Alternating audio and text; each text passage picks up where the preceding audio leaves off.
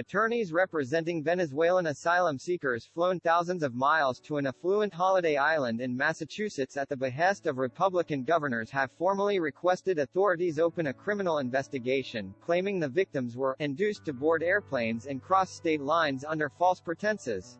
Lawyers for Civil Rights (LCR), a Boston-based group representing 30 of the 48 people flown from Texas to Martha's Vineyard on Wednesday, said, individuals working in concert with state officials, including the Florida governor, made numerous false promises to the migrants, including of work opportunities, schooling for their children, and immigration assistance, in order to induce them to travel. According to LCR, which is providing pro bono legal assistance to the asylum seekers, the Venezuelans were duped in what was essentially a coordinated political stunt targeting vulnerable people based on their race and country of origin.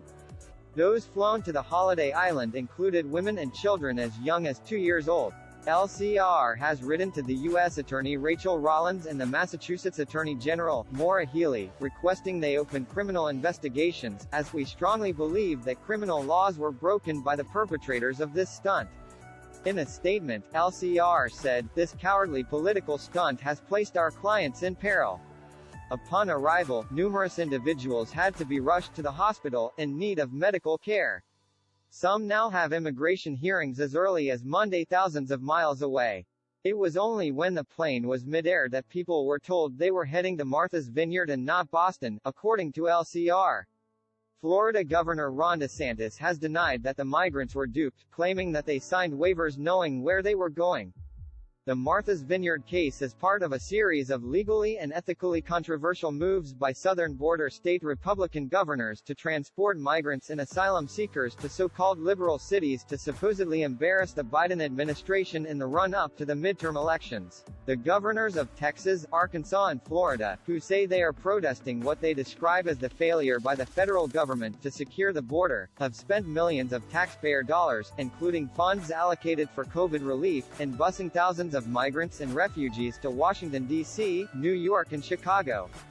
On Saturday, about 50 migrants, including a 1-month-old baby, were sent in a bus from Texas to the Washington home of the Vice President, Kamala Harris. The strategy, which has been condemned by the White House, Democratic officials, immigration lawyers and rights groups, has caused further stress and upheaval for many of the migrants and refugees, who are often trying to reunite with relatives while their legal asylum claims are processed in court. A protest is planned for Sunday, when activists from the country's oldest and largest Latino civil rights group, the League of United Latin American Citizens, LULAC, plan to make a human chain in order to physically stop further buses departing Eagle Pass, Texas. LULAC is going to counter the anti-migrant political hate speech, lies, and misinformation recruiters are using to entice men, women, and children in despair, said Domingo Garcia, the group's national president.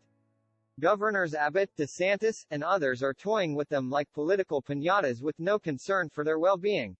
The Venezuelan population in the U.S. has more than doubled in the past decade amid an unprecedented exodus caused by the country's economic and political crises, which have driven out millions of people from the once stable and prosperous South American country. The largest number live in Florida, where local advocates and community leaders slammed DeSantis, accusing the governor of political game playing. On Sunday, Dick Durbin, chair of the Senate Judiciary Committee, criticized the Southern Republican governors for using migrants for political purposes. "It is pathetic that these governors are taking advantage of these helpless people. Ellipsis. It's always the kids that end up being the